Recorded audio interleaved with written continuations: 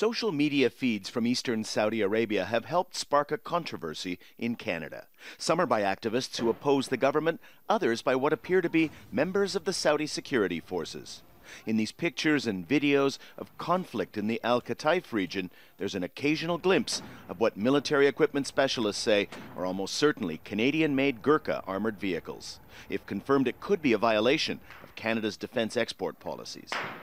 It's kind of forcing the Canadian government to, reconcile the fact that this is a reality when you sell these types of vehicles to a country like Saudi Arabia that's engaging in these internally, repressive actions. That they're going to use them. You give somebody a hammer, they're going to use it. Canada has expressed concern about the conflict in the mainly Shia eastern province of Saudi Arabia and said it's investigating whether Canadian-made vehicles were involved. Export guidelines say Canadian military equipment can't be sold to places where there's a risk they may be used in human rights abuses. Yet Saudi Arabia, which is often criticized by rights groups, is now the second largest buyer of Canadian arms behind the U.S.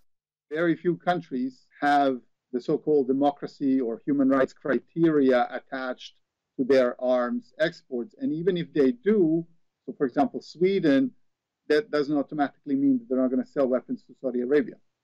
A far larger arms deal with Saudi Arabia could be at risk if the government finds that Gurkha vehicles were indeed involved in this conflict.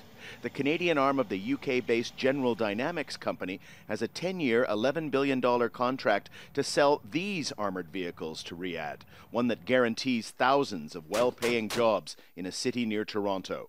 Rights activists and opposition political parties are urging the deal be cancelled.